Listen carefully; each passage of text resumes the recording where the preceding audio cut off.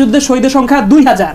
কারণ হচ্ছে তিনি বলতেছেন কোনো মানুষ যদি শহীদ হয়ে তার নিকটস্থ ক্যান্টনমেন্টে গিয়ে অফিসারের কাছে রিপোর্ট করেন যে আমার ফ্যামিলি মেম্বার মিসিং, তাকে পাকিস্তান আর্মি মেরে ফেলেছে, তাহলে শুধু তাকে শহীদ বলবেন। এখন আপনি যদি সংখ্যা এটাকে করেন তাহলে মুক্তিযুদ্ধের শহীদের সংখ্যা আসলেই 2000। ঠিক একইভাবে শর্মিলা বসু, রাজাকার, তারপর পাকিস্তান সেনাবাহিনী সবকিছু মিলিয়ে বলেছেন এই সংখ্যাটা হচ্ছে 50,000। 50,000 থেকে 1 লাখের মধ্যে একটা ফিগার। তিনি 7টা আলাদা কেস স্টাডি নিয়ে এসেছেন, আমার এই বইটা খুব ভালো করে পড়া আছে। তিনি পাকিস্তানে একটি গণহত্যার বিষয়ে যখন বাংলাদেশের সাথে কথা বলতেছেন, যেমন ধরুন চুকনগরে 1 ঘন্টায় 12,000 মানুষকে হত্যা করা হয়েছে। আমি যদি এটাকে এখন ওনার ওই হিসাবটা করি তাহলে আমি এখন মুক্তিযুদ্ধের ঘন্টা দিয়ে গুণ করলে আমি 50 লাখ, 70 লাখ, 80 লাখ কিন্তু দেখাতে পারবো। গণহত্যা কথা বলতেছেন, যেমন ধরুন চুকনগরে 1 ঘন্টায় 12,000 মানুষকে হত্যা করা হয়েছে।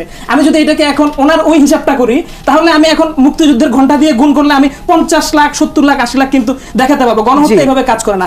বাংলাদেশে এখন পর্যন্ত আবিষ্কৃত বৌদ্ধভূমির সংখ্যা 6000-এর উপরে। 942টি বড় বড় বৌদ্ধভূমি আছে যেখানে 1000-এর উপরে মানুষ মারা গেছে। এবং গণহত্যা নির্যাতন গবেষণা কেন্দ্র বলছে প্রতিটি 1 বর্গ কিলোমিটারের ভিতরে 1টির উপরে বদ্ধভূমি আছে, এবং সেটা আমি জলজ্যান্ত ডাটা দিয়ে প্রমাণ করে দিতে পারবো। তো এখন মুক্তিযুদ্ধের শহীদের সংখ্যা একদম জেলাওয়ারি আপনি যেভাবে দেখতে চান, আমরা ডিজিটাল ম্যাপ করেছি, কোন জেলা আপনি ক্লিক করে দেখতে পারবেন যে এইখানে বদ্ধভূমি